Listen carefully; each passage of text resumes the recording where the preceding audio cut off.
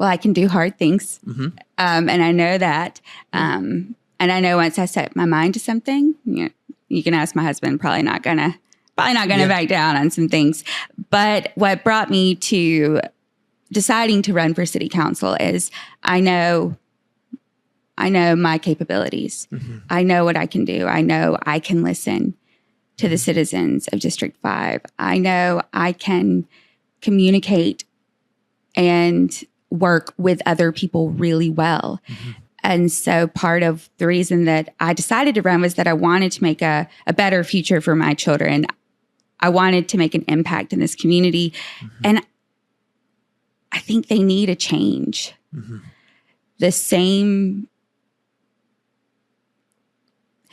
If we continue to do the same thing mm-hmm. and we continue to elect the same people, mm-hmm. are we going to see that change? Mm-hmm. And that has not, in history, has not been the case.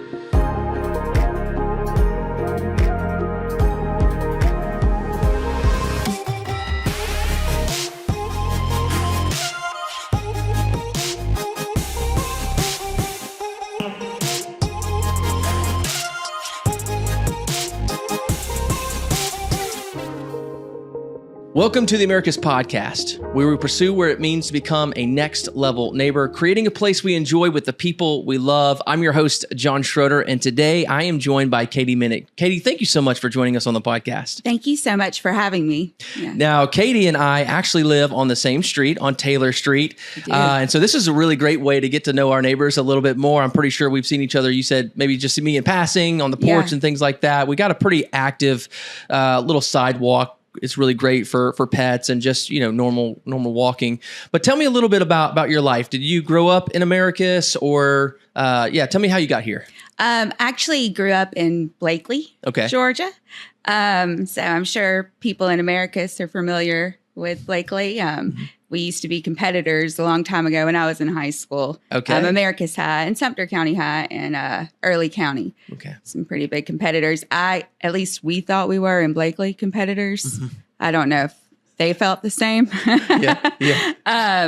So anyway, I grew up in Blakely. Both of my parents were public school educators, high school English teachers, emphasized the importance of education. Mm-hmm.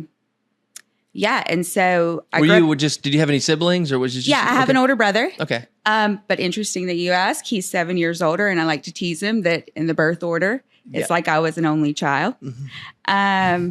But he's wonderful. He's great. He lives in Waycross, Georgia. Okay. We have a very close relationship. That's awesome. So grew up in Blakely. It was a fantastic town. Great town. Then I went to college at Andrew College. For 2 years. Got my associate's degree there. Mm-hmm. And then I came to GSW. And so fell in love with Americus, met my husband here. Funny story, actually. Speaking of neighbors, when I first moved in, I rented an apartment on Taylor Street. And his parents actually lived right next to the apartment that I rented. And I was moving in. I was so excited. Knew nobody really in town. And I pulled into the driveway and I saw this guy getting in his truck. And I was like, that guy looks like he's my age. I wonder if he lives next door. Maybe I could, make some friends. And so then I was moving in and stuff. And then I was at an event, I think later that week. And I was like, hey, I recognize you. Because he had kind of long hair and he was wearing a bandana. And I said, I live in an apartment right next to you. And he said, no, you don't live there. I know who lives in that apartment. It's not you. And I was like, whoa, okay. So the next day I saw him getting out of his car again and I ran across the porch and I said, hey, I live here. From then on. There it is. True love. Right there on Taylor Street. I love it. I love it. So you mentioned growing up, high school, college. Mm-hmm. What kind of personality did you have kind of growing up? Were you an extrovert, introvert? What were you interested in? Sports, arts? Obviously, you're in finances, education. So tell me a little bit more just what brought you to go to the colleges and then, get your degree and things like that? Well, I was definitely an extrovert growing up. There was some things that made me be an extrovert. My mom got really sick when I was about 5 years old. And ultimately, she ended up passing away when I was 13. And so it was just me and my dad. Because my brother, 7 years older, was in college. And so from seeing her go through that and doing all the hard things, but keeping a smile on her face and being so positive about everything, that is how I determined I was going to approach my life. I was going to do the hard things, and I was going to, be positive and make a positive contribution like she did as a teacher working with high school students. I wanted to kind of carry that on and just that positivity that she brought to her life. Wow. So, wow. Yeah. I mean, being 13 years old, that's a heavy weight to carry. It was. Yeah. And I'm sure your mom would be very proud of you right now and just the attitude that you've taken and things like that. I hope so. Yeah. I think she would be. So you went from, at that point, going to college. What made you decide to go to the colleges that you've gone to and just kind of the career path a little bit more? Tell me a little bit more about that. Well, Andrew was a good fit. I went to Andrew first, of course, and it was a good fit because it was only 30 minutes away from home. Okay. I didn't really want to leave my dad, go too far because I was worried about him. And so Andrew was a perfect fit. And honestly, it's a very tiny school. I think when I was there may have been 250 students there, but I thrived. I knew everyone. I talked to everyone. I was involved in the student government. At one point, the student activities director took a position somewhere else in the middle of, I guess, my last year there. It would have been my sophomore year in college. And I ended up doing the student activities as a student, planning all of the events there on campus and really taking on a leadership role. And I enjoyed it. I enjoyed being able to make those plans and make those decisions and work things out for students. And so that was a good fit to go to Andrew. Yeah. And then the next step, of course, would then be to go just a little bit further away from home. Yeah. But I had heard such good things about Georgia Southwestern, and I was an education major at the time, wanting to, continue to work with young people or start my life working with young people. So you knew right away, that's what you wanted to do. You're going to college. You're not just guessing. You're just, I wanted to help. I wanted to work with kids. I wanted to work with teens and youth. I wanted to be a positive influence in their lives. And so I came to Georgia Southwestern as an education major, and then spent some student teaching hours or some observation hours in the classroom, and thought, no, I don't want to be stuck in one classroom. I want to, have a little bit more flexibility in my schedule. And so when I graduated from college, I then went into higher ed, started working with higher ed. That's awesome. So what were your thoughts? You mentioned maybe playing rivalry games, with Americus or Sumter County. What were your general experiences with Americus? I mean, obviously it's changed over the last 10, 15, 20, 50 years. Yeah. So kind of where did you come into that? Well, we have to think about where I was. I was in Blakely. And so when we would come to Americus, it was like the big city.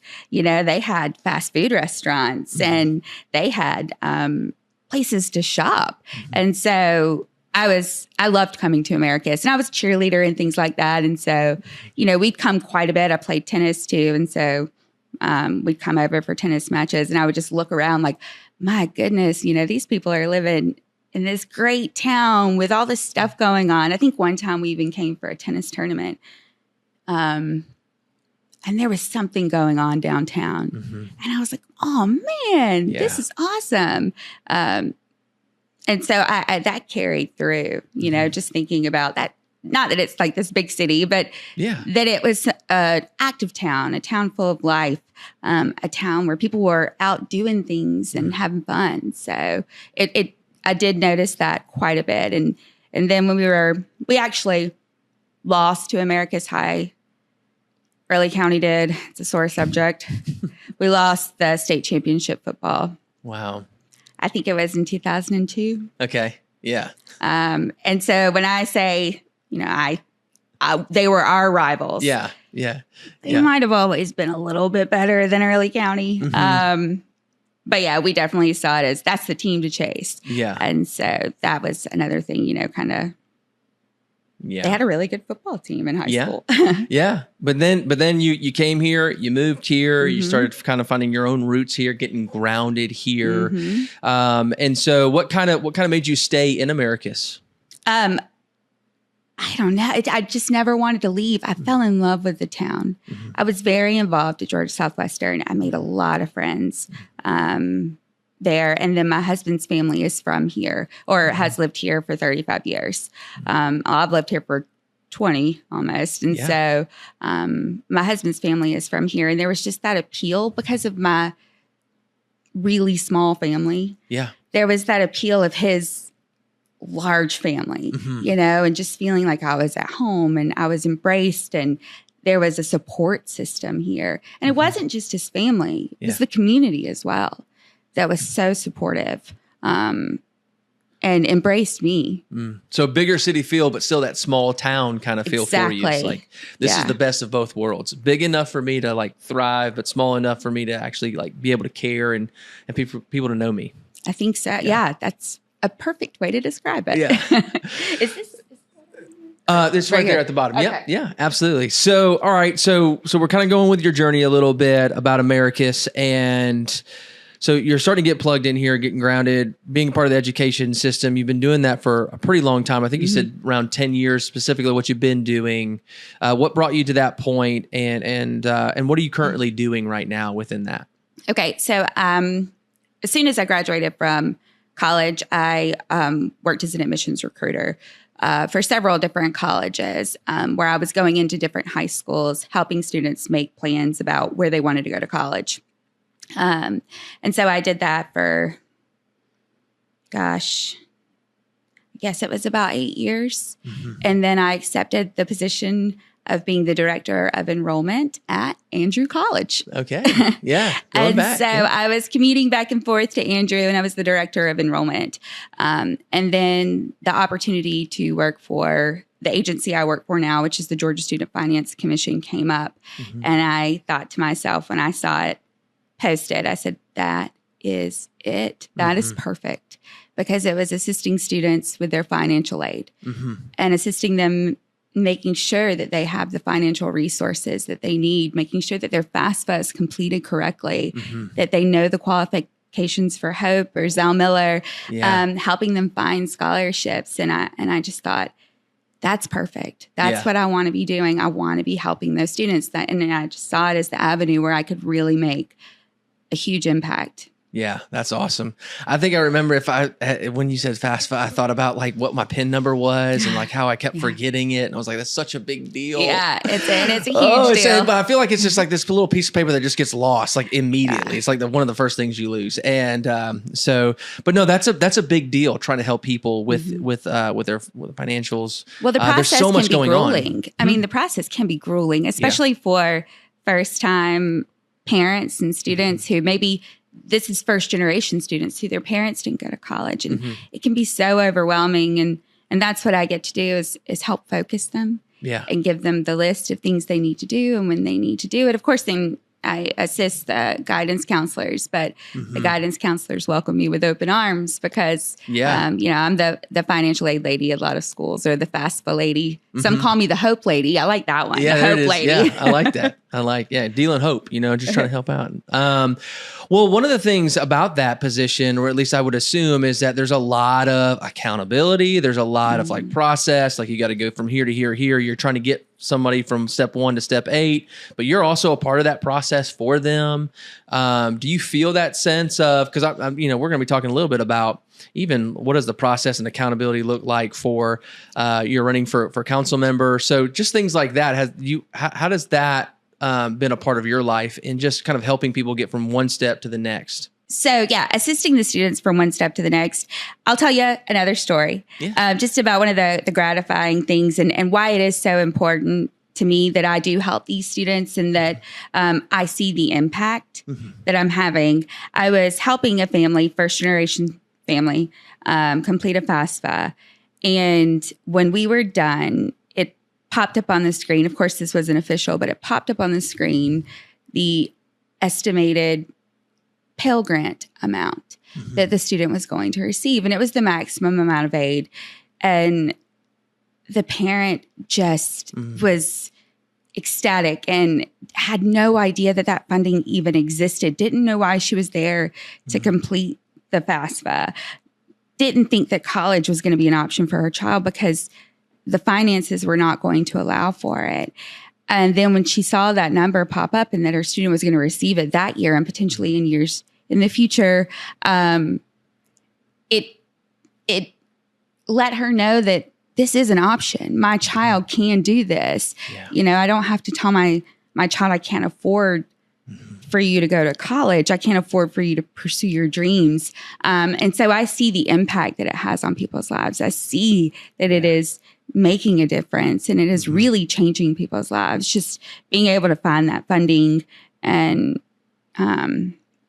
pursue their dreams, go to college especially if their parents hadn't gone to college and they're trying to pursue more money, better job, better way of life in some cases. And so that is part of the reason that I hold myself accountable in my job is that I know the impact that it has. Yeah. Now, I don't stop there. I mentioned that I want to help people. I want to make a positive impact. And when I look around at the city of Americus, there are so many wonderful things about our community. But there's also some things that need to be fixed and changed. And there's needs to be good leadership in place. Yeah. Yeah. And I would assume that, you're not coming just from your position and kind of what you see, but obviously you have a husband, you have kids, right? And so they're a part of this it's a city a little bit. It's a better future for not just my kids, but for the kids in this community. What are the ages of your kids? My son is 12. He would say 13, but he's not 13 yet. Yeah. And my daughter is 9. Okay. 13. Wow. About to be 13. Is it coming up November, December? Was that what he's saying? January. January. Okay. Early January. Yeah. Yeah. That's awesome. But this isn't this isn't my first step into going outside of work and volunteering and being a part of something. I've been on the Furlough Charter School governing board for 8 years. Okay. What brought you to that? So just my desire for making sure that students are receiving the best education that they possibly can. Something ingrained in me from childhood. We are going to do the best we absolutely can and making sure that students receive the best education they can. Yeah. And so I saw this group of people that were trying to start something new. And I was a charter school. They're trying to start a whole new school. And just hearing them talk about, and I came in a few years after the school was started, but I had been watching it from the start. I think I was pregnant at the time that the doors opened, or had my son was very, very young, maybe not even a year old. And so I was watching it and I was so impressed with the things they were doing, like the project-based learning and really approaching educating a student a little bit differently than the traditional model and giving access to students that learn differently and offering options for the way that students learn. And I really wanted to get behind that. I really felt like I could be a positive impact. Yeah. And I, was lucky enough that I was asked to join the board, and it has been incredibly fulfilling. I won't say I've enjoyed every minute. Yeah. But I've enjoyed most of it has been wonderful. There have been some stressful moments. I was chair for almost 4 years, chair of the governing board, and that definitely adds its stress, but wasn't anything I couldn't handle. Yeah. That's awesome. And so my term limit will be up in about a year, my last term limit. They actually extended the term limits on me. There were only 2 terms you would serve. And then while I was chair, they approved, I did not request it, but approved for an additional third term. Awesome. So, so you must have been doing something right.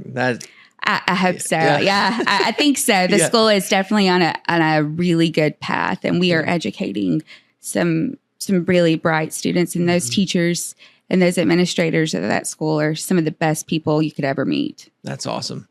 Well, that was one of the things too. You seem like you have a lot going on. You've got your family, you've got your own career, you're on this board, and yet you're also running for District 5, right? As a council member, what prompted you to do that? Because you're already busy, right? Yeah. And so tell me a little bit about what brought you to the conclusion of, hey, I want to step into the public sphere as far as politics are concerned. Well, I can do hard things, and I know that. And I know once I set my mind to something, you can ask my husband. Probably not gonna back down on some things. But what brought me to deciding to run for city council is I know my capabilities. I know what I can do. I know I can listen to the citizens of District 5. I know I can communicate and work with other people really well. And so part of the reason that I decided to run was that I wanted to make a better future for my children. I wanted to make an impact in this community. And I think they need a change. The same, if we continue to do the same thing and we continue to elect the same people, are we going to see that change? And that has not, in history, has not been the case. Yeah. So but this would be your first time, right? Running for an office in this capacity, right? Right. And so you're stepping into that. 4 years ago, there was elections. Now we're coming into this. Let me ask you, just in general, how would you, so 2 questions. How would you grade Americus 4 years ago, and what grade would you give it now? Okay. So what are we talking about on a scale? You want to give me a scale? Yeah, just kind of where the city of Americus is. Are we steady? Are we progressing? Are we losing things? Are we in a good place, bad place? So just kind of that scale of right. And I don't know that we're necessarily progressing. I know that our population has gone down some in the last few years. Probably it started before the last 4 years. There are things that are getting progressively worse in the city. That you see more orange cones up. You see more overgrown city facilities, and you see more crime. Are those some of the things that have kind of just like specifically prompted you to say, hey, I mean, I'm seeing this too. I don't know if social media has been a source for you to kind of see what's going on in the city and going, hey, let me engage. Let me try to figure out how I can help. Yeah. Or is it just more just kind of your personal experience as you're walking down Taylor Street or anywhere driving around? Well, I'm going to be honest with you. And it was an incident that happened in Americus where a child was. I mean, we all know months ago where the child was mistakenly shot. And I was like, something's got to change. This can't continue. And, there were reports of things like that had happened. And it was all just kind of happening rapidly, it felt like to me. And so I was like, we got to do better. We have to do better. Something has to change. And I started doing my research and I saw that we were paying our law enforcement officers the minimum. And when you do that, it's almost impossible to keep employees if you're paying them the bare minimum. It's very hard to keep someone engaged and employed. And when they're overworked, accidents happen. Something that has to change. The safety of our community has to be a priority. And I don't know if right now it is. Yeah. Did you get a chance or again, as far as I know the council meets, I think twice a month.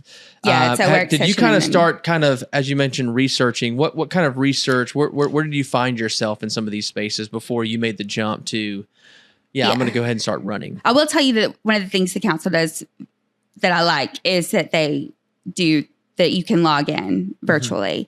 And so I've been to several meetings virtually. I am also obsessive about reading minutes. Okay. Because of being on the furlough board, I know how important those minutes are. And then another thing, I started reading, of course, the Americus Times Recorder summary of the meeting. And I saw some things that were concerning that were reported on, like discussions after the meeting about city council things, which is a complete violation of sunshine laws. And so that's a problem. Yeah. That's something that needs to be addressed and needs to be fixed because we have to be in compliance. The city does. Yeah. With all laws. Yeah, absolutely. So what are, so you're seeing, some things that you want to address, you want to be a part of, and then you see, city council. What is your understanding of the role of a city council member? Okay, so the city council will create or develop or pass ordinances that govern our daily lives and govern the things that go on here in the city and what businesses can be where and what can be residential and if you can leave your abandoned car, somewhere. So all of those things that do affect us. Also, they pass the budget. Yeah, that's right. That is where I really and you know a little bit about finances, I know right? a good bit about budgets and and budget needs assessments and things that audits that I have really dug into the budget and there's some. So you've already looked at some of the city budget, you're saying? Yes. Okay. For years, I haven't done it for years, but I've gone years You've back. gone deep. Yeah, going like a little deep dive. Deep dive in the budget, what we were spending, where we were spending it. And I'm going to go and be honest, I've done some open records requests as well on what we were paying city officials. And so there was just some incredibly wasteful spending. Okay. In some departments, and then not spending enough in others. Yeah. In my opinion. Yeah. Of course, I'm not on city council yet. Yeah. But having been on a board where that money is vital and it goes for very essential things like our children's education and providing them with resources, I think of it a lot like that. Yeah. This money is essential. These are tax dollars, and they're supposed to pay for the city and not pay for the people of the city, but pay for the things that go into the city for the people and for their way of life, as far as the roads, the sidewalks, the public safety. Yeah. Yeah.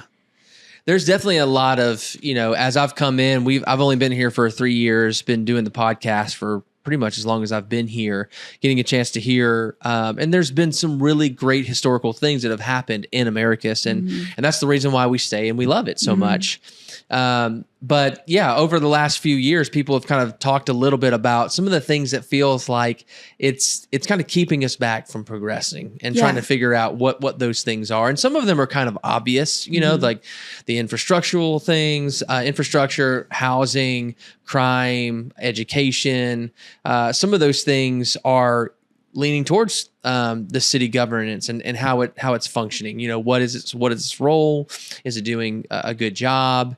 Where's the accountability? Where is the transparency to some of these things? Yeah. So do you feel like, again, this is kind of the overall, you want to get in, you want to get involved to see kind of how things are working and running? Because from the outside, do you feel like you can't understand it?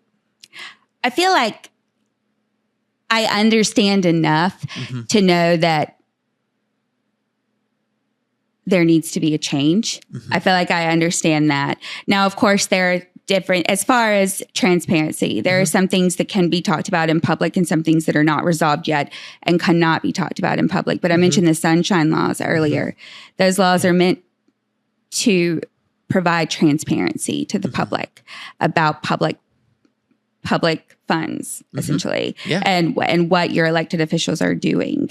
And so that's a great example of the lack of transparency right now. Also, why do I have to do an open records request to get upper level city management salaries? Like the state of Georgia posts all of their salaries online because that's transparency. Yeah.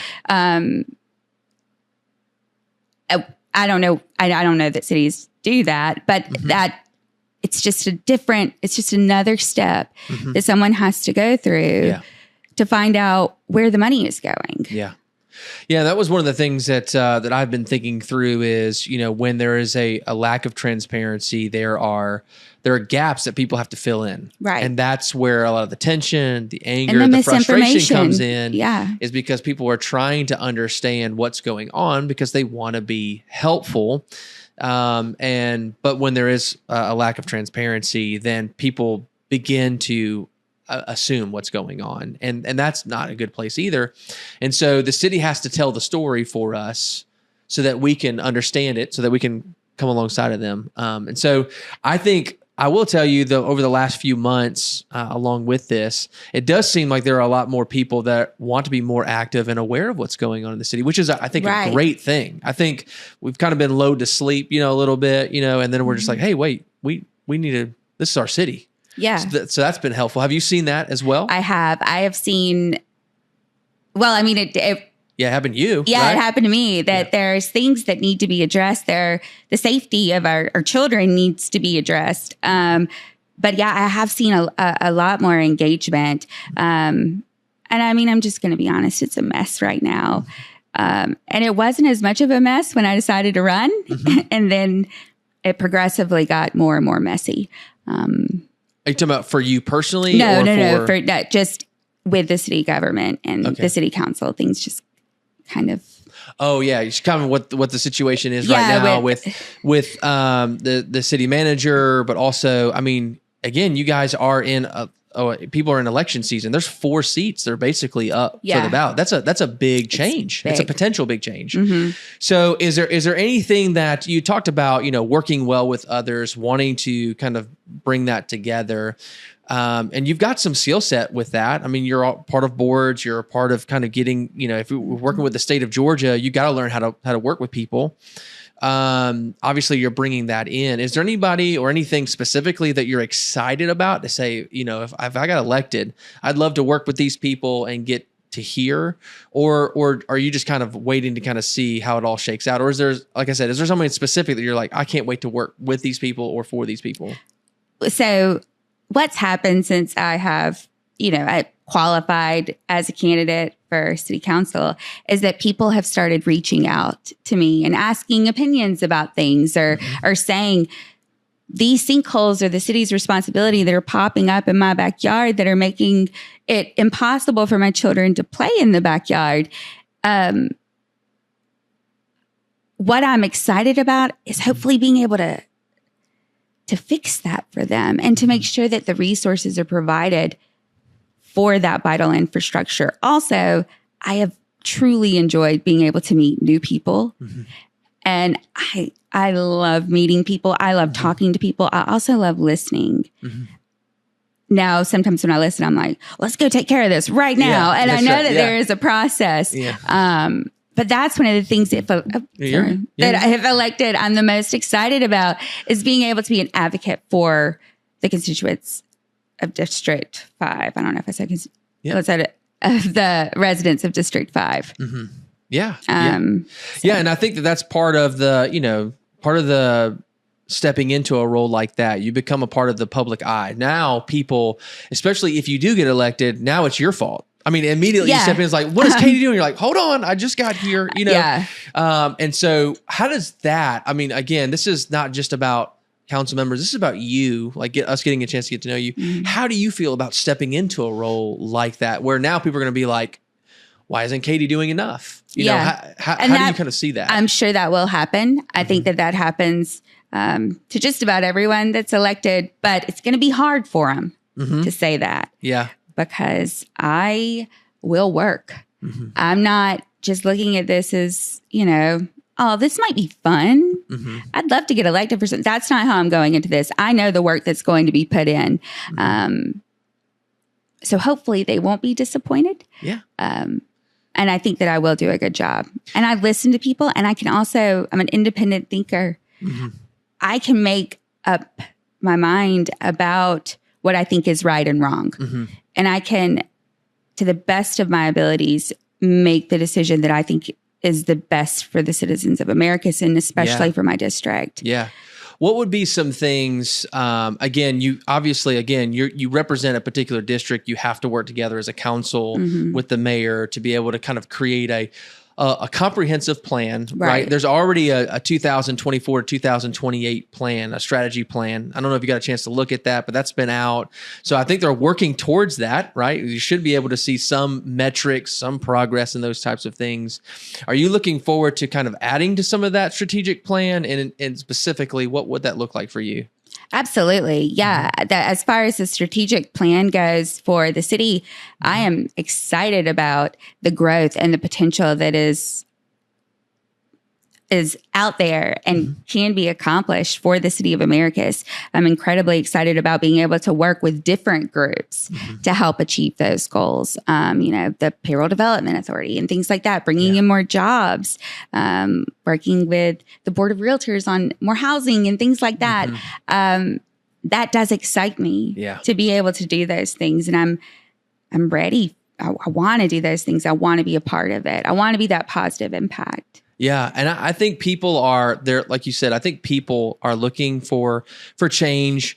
And if change means people just being more transparent or more accountable, I think that they're down for whatever that is. Like whoever's going to be the courageous one and do it. That's what I want. So what would that look like for you as a council member to come in and saying, I want to see some things that are different within how we do, how we come alongside and be transparent, but also, the idea of just being proactive as a council member, I think, is what people are also looking for. Is people know that they can complain, and then somebody will go fix it, but they feel like that's a reactive government. It is. What does a proactive government look like to you? Well, in my opinion, it starts with accountability. That you have to hold, number one, yourself accountable to do the job that you were elected to do. Number two, you have to hold the employees of the city accountable to do the job that they were hired to do. Yeah. And then our constituents need to hold us accountable as their elected officials or whoever they elect. Hopefully it's me. They have to hold them accountable. And knowing that these people have put enough confidence in me, if elected, to do this job, I'm going to hold myself accountable, and I'm going to hold other council members accountable to do the same, to hold themselves accountable, and to be on that. Yeah. And so just to, I don't know where I was going that. No, I listen, it's as you mentioned, I mean, being able to go out there, and find ways to, engage with people, where they're at, so for example, you notice the potholes, you notice the cones, you're the one that's, following up with, when was that call? When did we get the call? If it was Tuesday at 10 a.m. that there's a call, that there's a pothole, how long should it take for a city to be able to get that done? 24 hours, 36 hours, whatever it is. Yeah. And then we're going to create, I've seen this with other cities. We talked a little bit about this on the podcast, but just like these dashboards of, hey, this call came in within 36 hours. We should be able to do X, Y, and Z. Now we can't fix underneath the infrastructure. That's going to take months, if not years. But there's certain things that we can do within 24 to 36 hours that we can hold ourselves accountable to, so that when someone calls us, we should be able to say, within 36 hours, this is what we as a city have committed to, X, Y, and Z, for that. And so, but then also just going out and letting the city know, like, your district know, hey, knocking on doors, like, hey, I see this pothole. I'm your council member. I'm here. I see it too. I have to drive it. I know it. That brings people in to where they don't feel like, why is that still here 3 months later? Where is what are they doing? And then again, they have to fill in the gap with, oh, we must not be important, vice versa, whatever. So then it feels like it's more reactive. So being able to kind of see that, I think that would be helpful for us as stakeholders here, is just to find ways to visually see how accountability is taking place. So where is there a site or somewhere that I can call and know where the process is? Yeah. So if this pothole has been, because I might talk to someone, they say, well, yeah, it's been there for 3 weeks. I'm like, no, that thing's been there for 3 months. But because it's not clear, there's no accountability of that call came in on Tuesday at 10 a.m. Yeah. Where is that? Did it get lost somewhere? Did someone not do their job? Which goes back to city management. Well, we hire people, we pay people to make sure to get that call at 10, to record it, and then tell us where we're going to be. Does that make sense? I Like love as far that as idea. kind of going, yeah. Let's implement it. I mean, Yeah. I know that it wouldn't be adding any manpower. It would be a system. Now the manpower to go out and be held accountable to fix it. Yeah. But yeah, I love that. Yeah. Yeah. I mean, there are certain things that I think that as a city, we obviously want to be a part. And I see it all the time, with some of the stuff on social media, which I know it's a very toxic place as well. It's not a very proactive place. Like, hey, let's do this together. There's a lot of people that are trying to do that. But as you say, I mean, the city is longing to grow. The city's longing to thrive. And so this election is pretty big for a lot of people. They're hoping to see us take that step forward and not find ourselves staying where we're at or even getting worse. And the city has the potential for that. I mean, we have 2 fantastic colleges here in town that are preparing people to go out into the workforce with, especially, I'm not saying anything about not saying anything about Georgia Southwestern, but some of the programs that are offered at South Georgia Tech, those are fantastic programs where, I mean, we even have something called the Hope Career Grant that's encouraging students, giving them extra financial aid dollars to go into those high demand fields. Yeah. And we have wonderful institutions here that can train students for the jobs that we need here in Americus. Yeah. I'm very surprised. I mean, I feel like a lot of the issues of Americus are some of these trades that we have a college that can really help out with that and just bring all this stuff together and say, hey, you may not end up here, but why don't you start here, continue to build out, and then, create that kind of constant flow of just, people that are here that are willing to get stuff done, which would be really great. So let's talk a little bit about kind of even the future of Americus. We see some of the issues. We know that they're there. We have a great opportunity to call our officials to take it more seriously, or at least for us to know that they're taking it seriously. Through this election. But where do you see some things that you're really excited about? That you want to either implement or just for the city as a whole, like where's the city going in the next 10 years? Well, what I see, hopefully, for the city is more industry, which would create, of course, more jobs here in Americus. And with that, I think that would also help. I was talking to a gentleman on Saturday. I was out knocking doors, and a guy came up with a list of questions and, what are you going to do about jobs? Well, as a city council person, I can actively work to help influence that, but none of this is alone. There's a whole council, there's a mayor, there are different, there are county governments, things like that. But I want to work with those people. And so this gentleman came up with this list of questions. It was like, we need more jobs. And the reason that we need more jobs is, idle hands, it could be that if they had a job and people had a job, had something that they were proud of and could go and look forward to every day was, that work that they were doing, maybe there wouldn't be as much crime because people would have something they were proud of and didn't want to lose and wanted to keep. And I shook that man's hand for the second time and said, you are so right.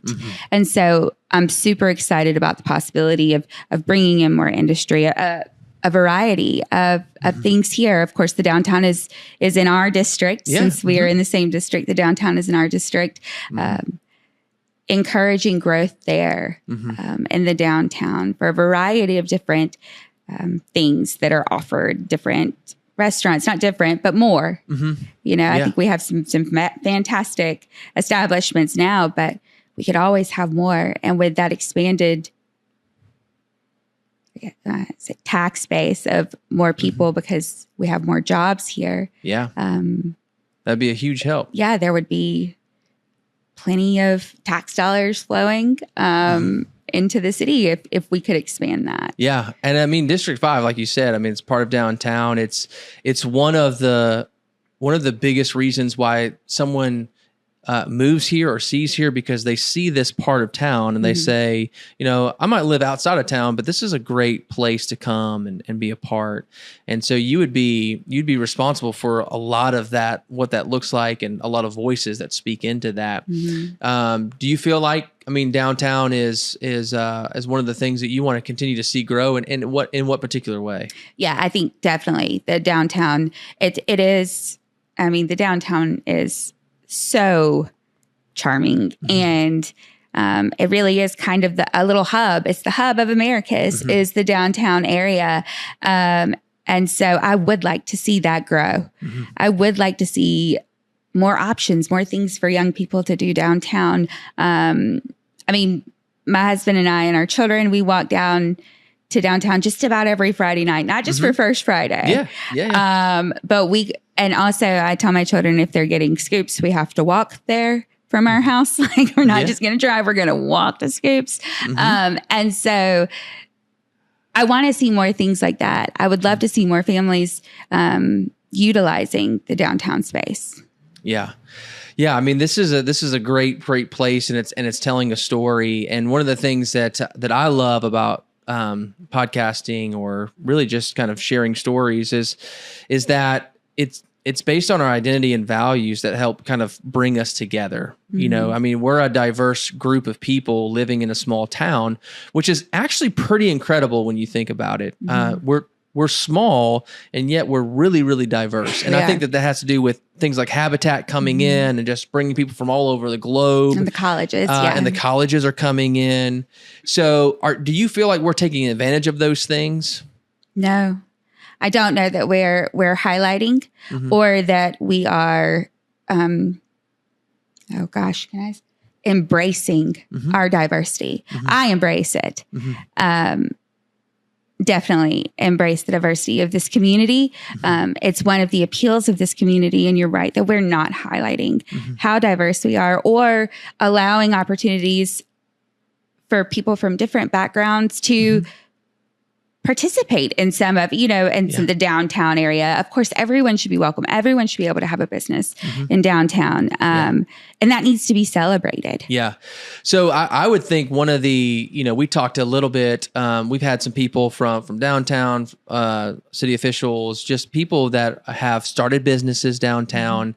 There's obviously a lot of, there are a lot of things that people have to walk through. You can buy a building downtown. You have to, but then you have to get it up to code. There's a lot of renovation costs, and so people will come downtown to ask for help. And then there's ways that you can fill out forms to try to match dollars, but it can be very confusing for a young entrepreneur who just says, "Hey, I just want to start a business." They don't realize that means that you have to understand the code enforcement. That means you have to understand all the other things. So you're $500,000 in debt before you ever get started with your small business. And if you want to be small business minded downtown, which is great, you got to find small businesses that can swing that kind of money, which is very difficult. But that's where the city comes in. If the city is saying, I want to invest in small businesses, figuring out ways to make sure that's very apparent for these small entrepreneurial businesses to start would be very helpful. And then these small businesses that do start, having someone navigate them through the process, and not just being like, the door is shut, sorry, we're fill out all these forms and then take them to the fourth floor when there's only 3 floors, kind of thing. Eliminating those barriers, but also encouraging them to also work with other agencies in the county, in the state of Georgia, to also increase their funding. And, we can do this if we all work together. If all of these different entities, the municipal entity, the state of Georgia, the county, I think we all have the same vision. Yeah. Well, and it goes back to what you said about, part of what you can bring to the table is if you have a first generation college student, they don't know what they don't know. And if you're a first generation entrepreneur, you don't know what you don't know. You don't know where the money is. You don't know how to get it there. And so part of what you're coming alongside is saying, hey, I can help you in that process to find out where the money is, and then make sure that we're equipping you to be able to do that, where it's not 70 pages of things you've never seen before and have to fill out before a certain time period. That would be a huge help, I think, for our small businesses downtown. Did you find getting into the city, going through these, did you find it very difficult to figure out who does what? Yes. Tell me a little bit about that. Because I mean, we've all had discussions about, oh, well, go talk to this person. Then you start talking to this person. It's like, oh, that's not my job. You go over this person, you go over that person. They tell them, well, that's their job. So did it feel like that, trying to get to figure out what's going on in the city a little bit? Well, yes, it did. And I still don't know that I know exactly what is going on. And I don't, there was something that was very confusing to me about the way that it works. Okay. So the previous city manager did fire or let go the finance director. Mm-hmm. And that was so confusing to me, because how would the city manager be able to fire the person in charge of the money without the council's approval? That is not a check and a balance on our city government. Why would the person that's in charge of the day-to-day of the city and in charge of all of the employees also be in charge of the person who's in charge of the money? Like, you're going to have to step into that, because that's still going to be either ongoing or it's going to be new. Right. That seems, it's going to slow you down as far as the district is concerned, because everyone's gonna be like, oh, day one, like, she's going to fix this pothole for me. And you're like, we still got to figure out who our financial director is and who our city manager is, or if we're going to go with city manager or city administrator. So you're going to have to kind of step into a role that's not really fully formed team. So how are you kind of getting prepared? What are your thoughts on kind of that first 90 days? Like, what are your hopes as far as getting in there? What will you be focused on? Well, I hope that we can find, I'm honestly more concerned about the finance part of it. The city manager, I think, is going to be a bit of a search, and that is a discussion that the council will need to have if we would like to remain with the manager model or go to the administrator model. I am not afraid of working hard. And so if it provides a little bit more accountability to the council and to the city, if that holds me more accountable, I am fine going to the administrator, model, because I don't mind working harder. I don't mind the council member being a little bit more responsible for things that are going on in the city and having those committee meetings and running things through the committee. And I don't mind doing that additional work. And so, but that would be, of course, I can't do things alone. That would be a decision that the council makes together. And I do look forward to that discussion when elected. And I would assume, I mean, if you're looking through some of the financial stuff, you mentioned, hey, I just want to understand, why are we purchasing these things at this price? I mean, is there a certain list that you just can't wait to sit down and be like, okay, why are we buying these? I can get these at Lowe's for $30. We're spending $3,000 a piece on these things. What's going on? Is that kind of some of the stuff that you're thinking? Or can you please tell me what this person's job responsibilities are and what their day-to-day duties are and what their job description is? Because I feel like there may be some redundancy, and maybe, if we're short in another area, maybe this person can fill in both places. Maybe there's not enough work for one position, but they could do, split their time kind of thing. I'm really interested in that. Yeah. And I'd be interested in too that, sometimes it feels as if, and again, this is where maybe the administrator and the manager goes into, is the idea of the management of certain things. So for example, if someone gets hired, if a company gets hired to do a job, and I feel as a citizen, they're not doing a good job, and I go to my council member or I go to the council, and my thought is, hey, I feel like this is not getting done. The response that I would normally get is, well, we hired someone to do it. My response is, well, they're not doing a good job. Right. So can we get someone else to do it or raise the standard? So part of it is just, what is the standard that we see Americus? So do you feel like we have a strong standard, or what would that look like for you to have the standard of Americus, as far as what does it look like? How does it feel? Well, I have a very high standard for Americus. I know what it can be, and I see what it can be. I don't know that the current council has that high a standard. It's like what you said earlier. We're putting Band-Aids on things. We're not actually fixing it, and we're not being accountable to the residents of Americus. And so and this is just simply from what I see as a citizen. No, I don't think that the current council is holding the city to any sort of standard other than keeping its head above water at this point. Do I think we could do better? Yes. Yeah. I 100% think we could do better. And I'm not sure if I answered your question. No. I mean, it's just, I would just love to hear your thoughts on, so again, I've come in, I'm 3 years here. And I love the town. I love the feel of the town, but I've come from more big cities where if you're not excellent at what you do, you don't last.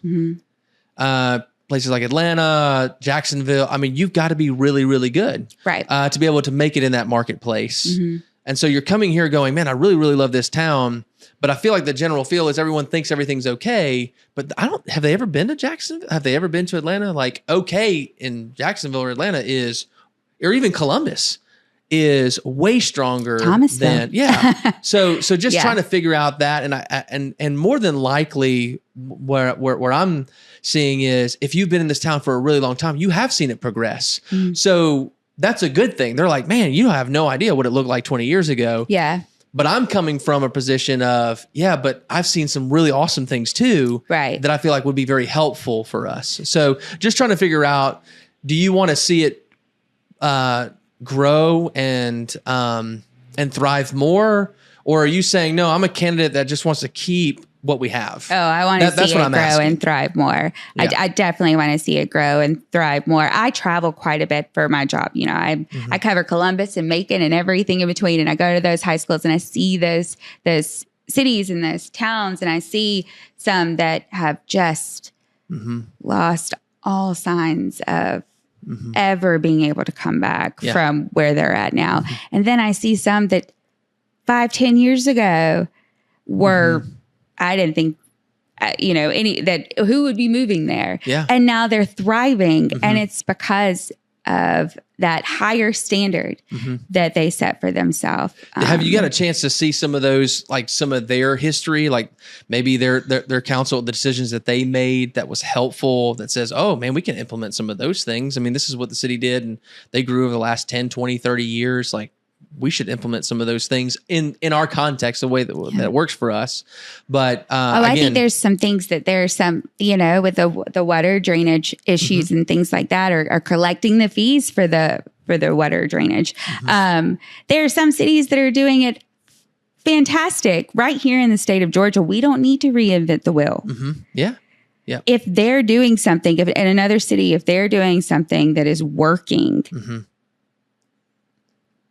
why don't we try it? Yeah. Why do we have to hire all these consultants and things like that to come in? Why are we reinventing the wheel? Yeah. I know that Americus is unique. We love Americus because it is unique. And it has so many things that make it different than every other town. But there are some things that we can do. Yeah.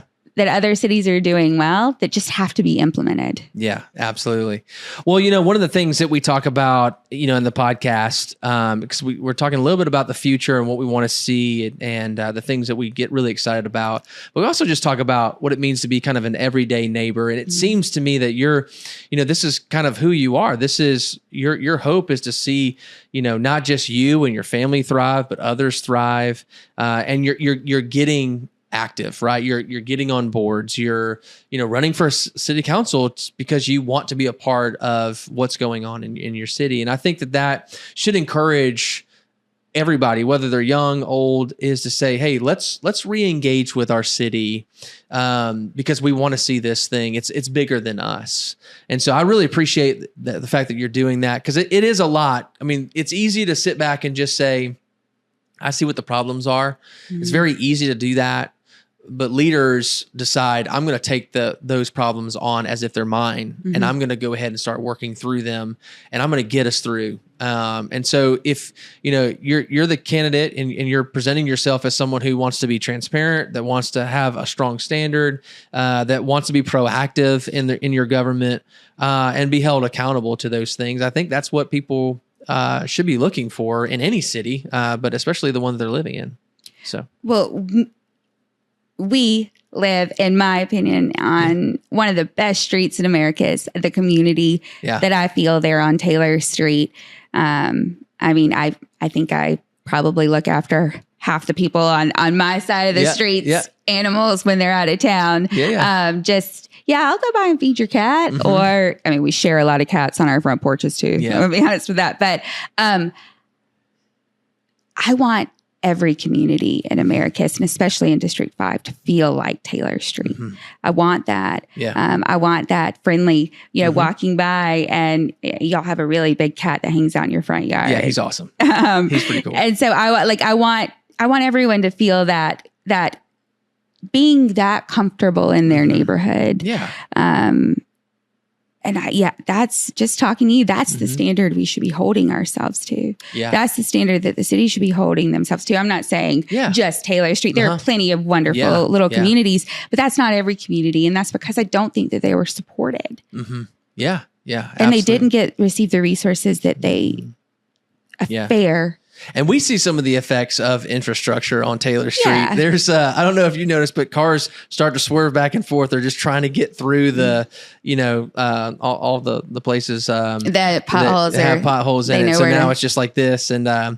And so obviously we would love to see those things, taking place. And I even mentioned every time I get an official or someone in here is just like, hey, listen, as a citizen, let me give you my idea. Put it in the budget that says the next 7 years, all the mileage, I think it's like 130 miles in Americus that's responsible for the city or something like that. We're going to get to every single street, every single mile in 7 years. And let's just say Taylor Street's the last street. I'm like, all right, that's fine. That's fine. Yeah. But then you keep it in the budget. So every year, one of the streets are getting, and it's just, so in 7 years, we're going to have it, right? Yeah. And so, but then I get to see the progress, and I know that it's coming, and that's helpful for me. I can calm down. I don't have to be toxic on social media. I can say, I know mine's coming, and then we'll never have that problem again because we put it in the budget. I mean, things like that, I think, and again, I don't know the inner workings of that. I don't know the financial components to that, but things like that where people can look at it and go, I know what our city's doing. I know what the story is, and we're going to get there together. The more and more of that, I think, will be very helpful for our city. So. They should have asked for your input on this strategic plan. Well, it's been really great to, again, get a chance to know what is happening, and to try to be an advocate. I mean, I come out here and I clean up my area, or if on the street, it's just a part, right? We're just trying to do our part where we can. So, well, one of the things that we try to do at the very end of all of our podcasts is to get a chance to even get to know you a little bit more by doing what we call rapid fire questions. Okay. So these are just kind of quick answers, get a chance to get to know you a little bit more. So I'm just going to throw some at you and just kind of see what sticks. So you talked a little bit about my awesome cat. Are you a dog or a cat person? Oh, both. I can't pick. You can't pick? I can't. Okay. A dog person. Okay. But I don't mind a cat. Okay. What's your current pet status right now? Do you have 2 dogs, one dog? I have 2 dogs. I have a very old lab mix. Okay. And then I have a Hank. And he's basically a tiny poodle, but he's not. He was supposed to be a golden doodle. Yeah. But he's just a little bit rounder. Okay. Than a regular poodle. And he's just a fuzzball, and I love him. All right.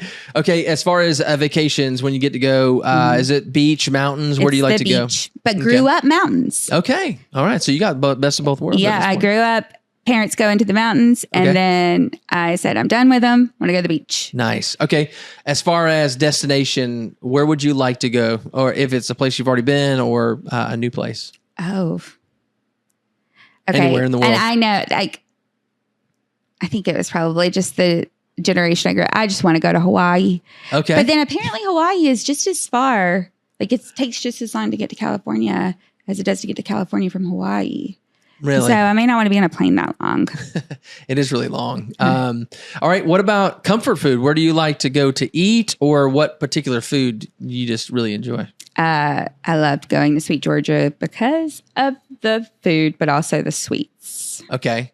All right. Do you get the sandwich there or salad there? What do you normally get? I get the salad and the chicken salad, side. Nice. Okay. Yeah. Sweet or savory? I used to be sweet. I still go back to sweets, but I prefer savory. Okay. All right. Do you have a hobby or things that you like to do? My husband and I and our children, hopefully they'll do it this year. We participate in Summer Players productions. Nice. Just the musicals for me now. My husband just finished up the most recent Summer Players production that they did. That's awesome. He was the IRS agent and he did a fantastic job. That's awesome. Yeah. Our children love being a part of the theater downtown. Really cool little. It's so nice. Yeah. It's such a great little thing that we have here in our community. All right. What's a fun fact that maybe a lot of people don't know about you? I've got a couple. So every Christmas Eve, my children and my husband and my husband's brother, we throw a puppet show on our front porch and invite the neighborhood. Nice. Or invite, all of our. And so I think this last Christmas Eve, we had close to 30 people. Wow. And so my children write the puppet show and I get rid of all the mismatched socks making the puppets. Love it. And the community comes and they sit on our front porch and they watch this puppet show. I have no idea why Christmas Eve was the day we picked because, pretty busy day. Yeah. Got to leave Christmas Eve service, run home, get the puppet show chairs set up. And then I used to be a certified archery and canoe instructor. What? Yeah. That's pretty awesome. I worked at a camp. It's called Camp Promise I was 5 years through college. And it was like a traveling camp where we traveled to different campgrounds the camp did. Mm-hmm. And then we host children every week. And they were children who were in foster care or had just recently been adopted. Wow. And so making an impact on young people's lives, that was super important to me. And so I do hard things is they were like, we need someone to become archery and canoeing. That's right. Certified. And I was like, that's right. I would prefer not be in water that I can't see my feet, but I will learn how to teach people to canoe. I have tipped over in the canoe way too many times, and I don't know what it is. I guess I'm just unbalanced. I don't know what to say. But no, that sounds awesome. So, all right. Well, Katie, thank you so much for joining us on the podcast. We're really excited for you. Thank you so much for staying, investing, being a part of Americus. And thank you for stepping up and being willing to be a part of the larger scope of Americus and getting involved in the public eye. Again, as you mentioned, as soon as your name came up, people started calling you, people started emailing you, texting you, Facebooking you. What are you going to do? What are you going to do? So you're putting a lot of that upon yourself now. And so I thank you for the courage to do that. And, elections are coming up. And so, your name's going to be on the ballot. So thank you so much for doing that. Thank you for having me. Absolutely. This was fun.